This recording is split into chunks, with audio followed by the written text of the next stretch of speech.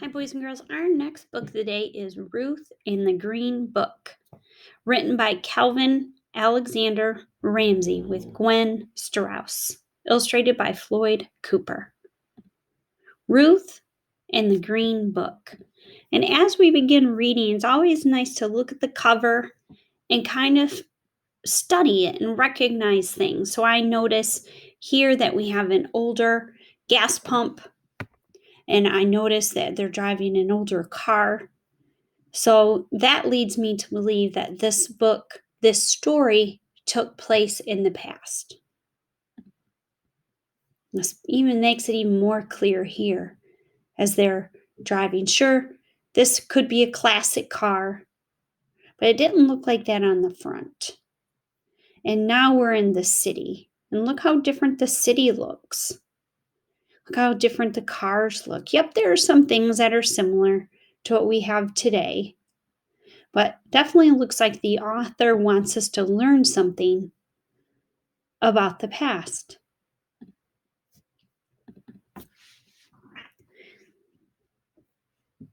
It was a big day at our house when Daddy drove up in our very own automobile, a 1952 Buick. It is the most beautiful color. Daddy calls it mist green. He bought it for his new job, but first, we planned to go on a trip to visit Grandma in Alabama. I was so excited to travel across the country. I packed my own bag, and Mama said I could take Brown Bear with me for company, even though I'm almost too old for him.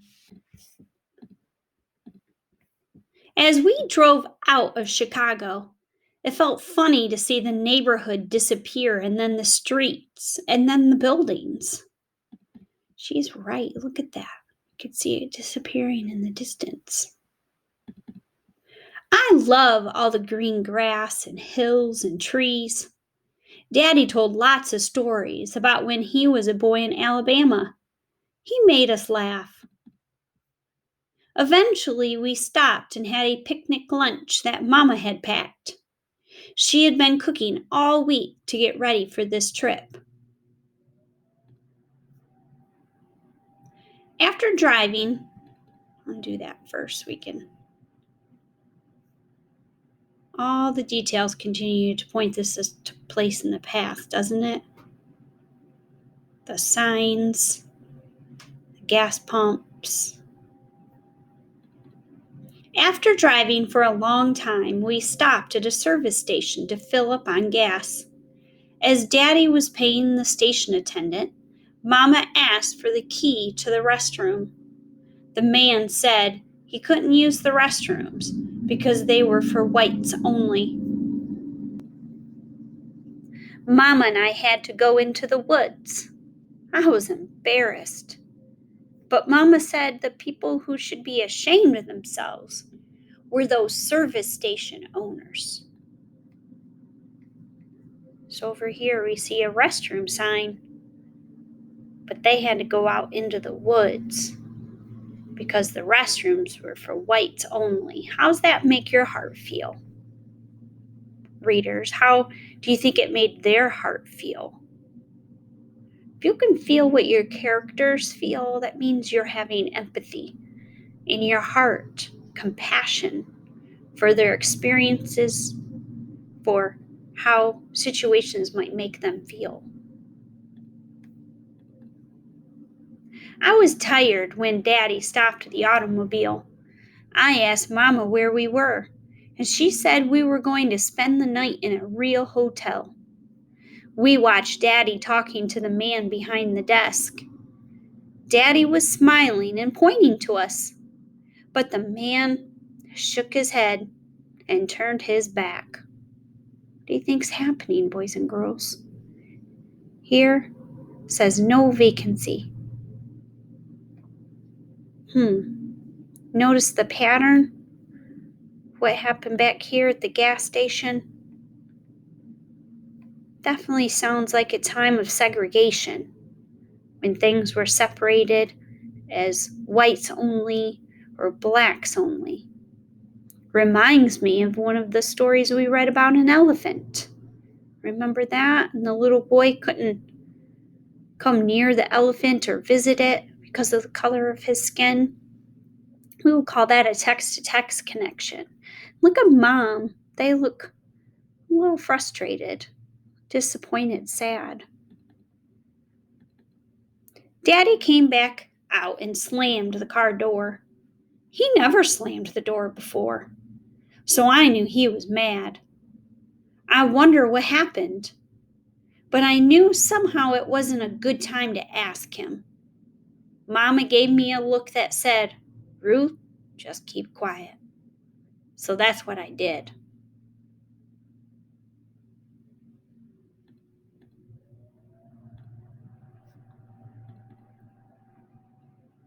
We kept on driving through the night. Mama took a turn so Daddy could sleep. I fell asleep with Brown Bear as my pillow.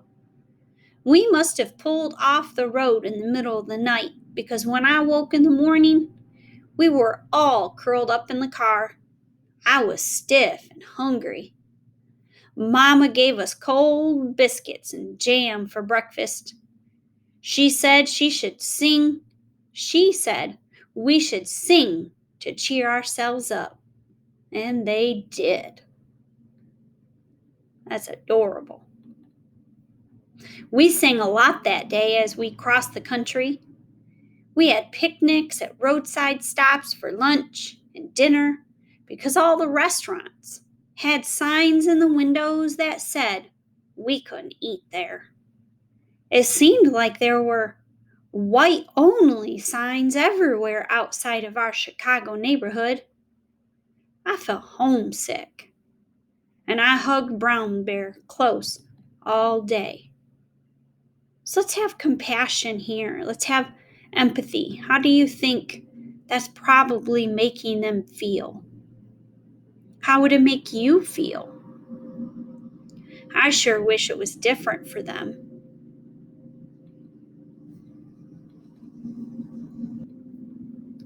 When we crossed into Tennessee, Daddy said his friend Eddie lived close by. He was sure we could sleep there. Eddie was so happy to see us. He gave me a big hug, and told me that he knew me when I was real little.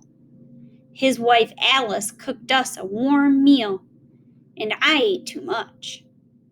Daddy and Eddie used to play music in a band before they went off and fought in the war. They talked about how they traveled a lot back then, and how they always had a hard time finding places to rest and eat. Daddy shook his head and said he had hoped that the war had changed things, but now he could see he was wrong.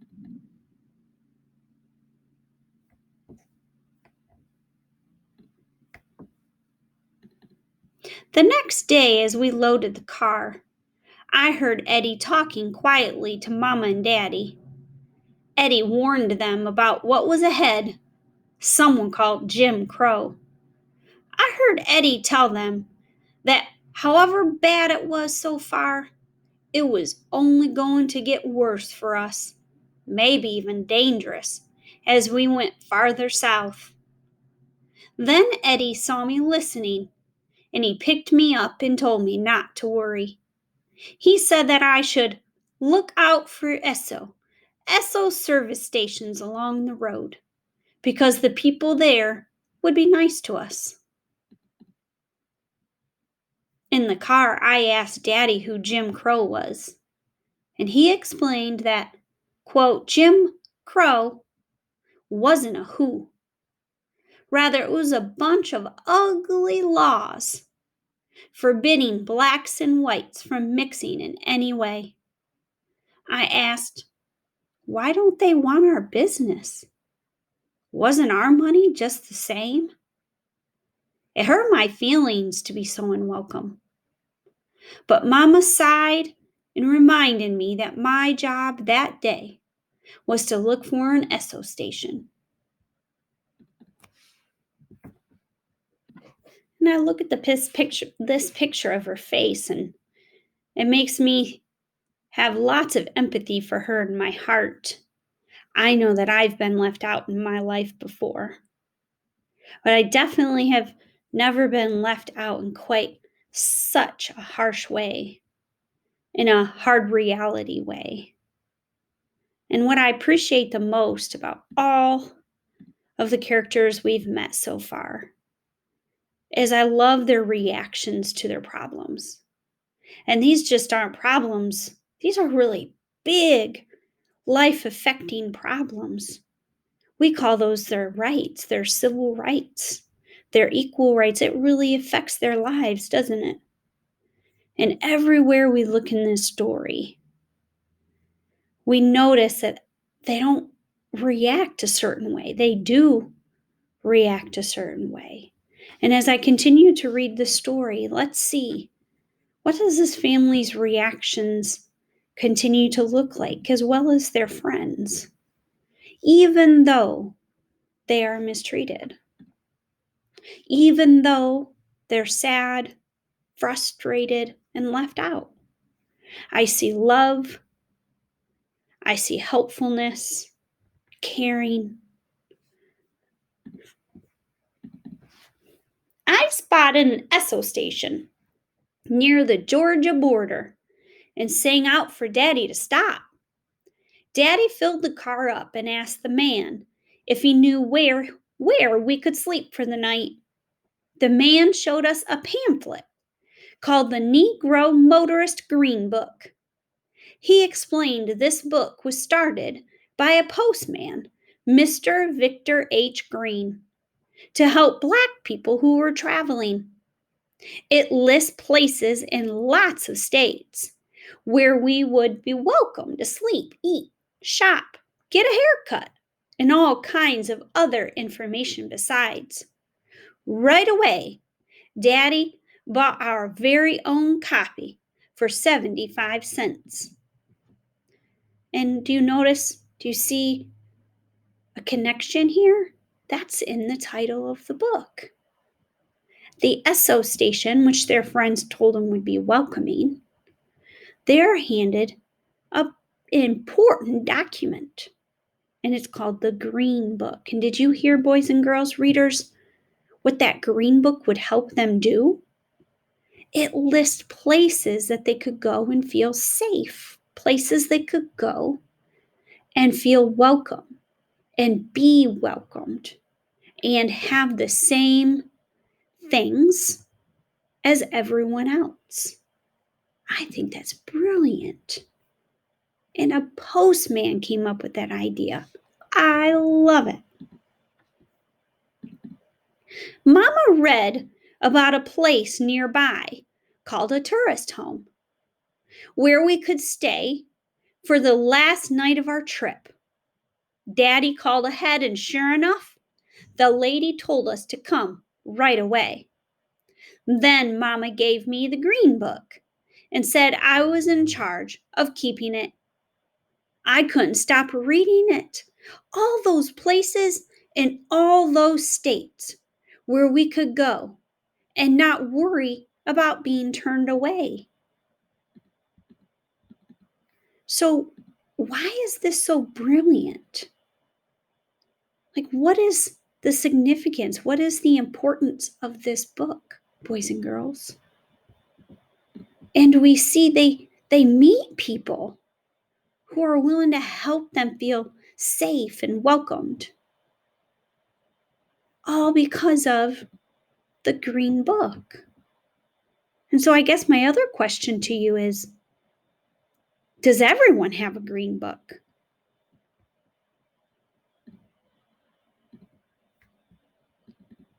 The next morning, I hated to say goodbye to Mrs. Melody, but Daddy said we could be at Grandma's house that evening. That made me happy to get going again. It wasn't so easy, though. Our automobile broke down about midday in the middle of nowhere. People drove right past. I felt empty in the pit of my stomach.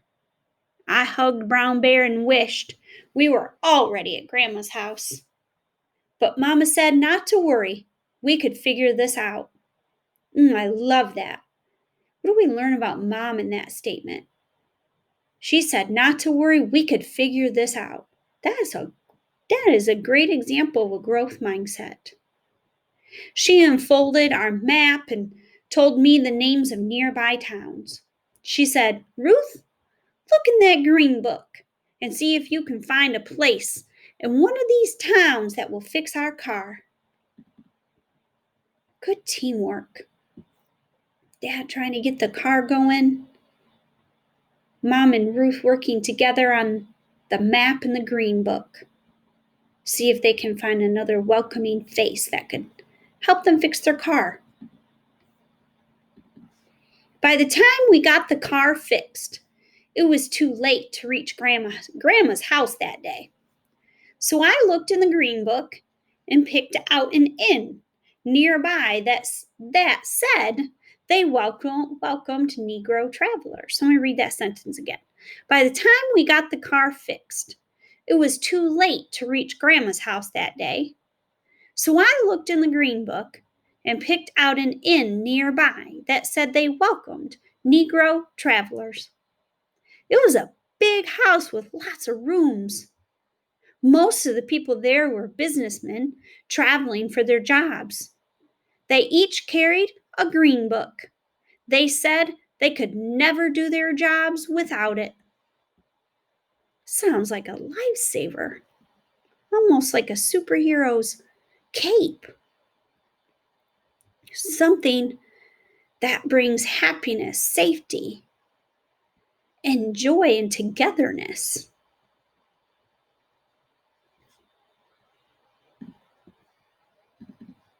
At the inn, I met a little boy who was traveling with his mother. It was the first time he had ever left home, and I could just tell he was scared. I thought of Mrs. Melody, Victor Green, and Eddie, and all the other people who had helped us. And then I decided to give Brown Bear to the boy. Aw, boys and girls, remember way back in the story, I said, let's continue to watch how our characters react. And man, she sure was watching the adults in her life, wasn't she? She knew that they were in a tough place and in a tough situation. And not just tough, but they're not even treated equally or fairly. And she remembers all these people who kept their heads held high, opened their doors, opened their hearts, and helping each other, even a stranger.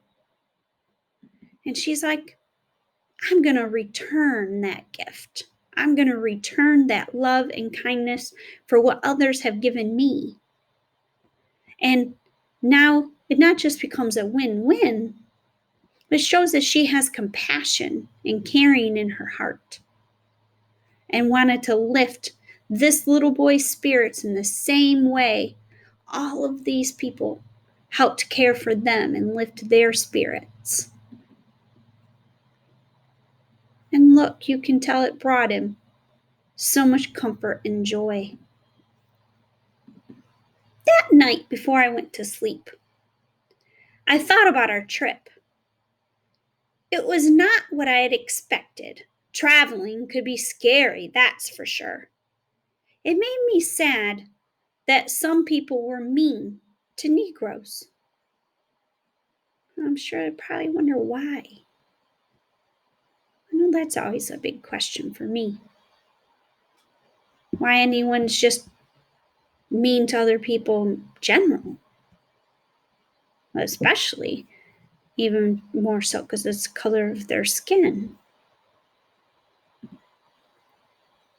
But it helped to know that good Black people all over the country had pitched in to help each other. It felt like I was part of one big family. Plus, tomorrow, I would finally see Grandma and tell her what a great green book guide I had been. You know who she sounds like here, boys and girls? Plus, tomorrow, she is also, man, she has a positive mindset. Well, she's focusing on the positive here and not the negative. She's like, yep, we've been through a lot, but this great green book, and I get to see my grandma tomorrow. Yahoo! Makes it all worth it, doesn't it? Look at their faces, and they get to be with grandma. And they got there with the help of other people. The history of the Negro Motorist Green Book. Decades after the Emancipation Proclamation and the 13th Amendment ended slavery, African Americans continued to suffer unequal treatment, especially in the South, where Jim Crow laws discriminated against blacks in nearly every aspect of public life, including travel. Although the roads and highways were free for all to use, doing so was not easy for blacks. Most hotels and restaurants would not serve African Americans, and driving overnight often meant sleeping in cars and packing food to eat during the journey. Most gas stations would not sell gas to black drivers, so they had to carry gas cans and always be on the lookout for the few stations that would welcome their business. Even then, they might not be allowed to use a public restroom.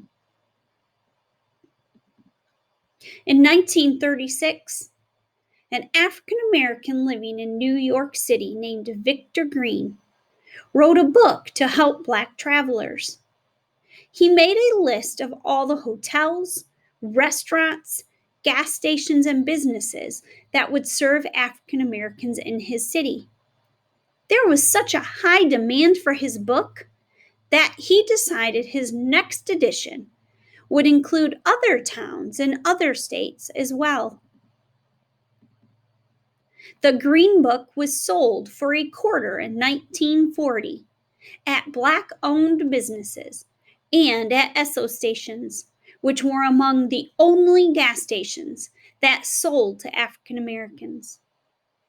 Esso was owned by the Standard Oil Company, which eventually provided funding and offices for Victor Green. The Green Book quickly became very popular and helped many businessmen on the road, as well as the families who needed and wanted to travel by car.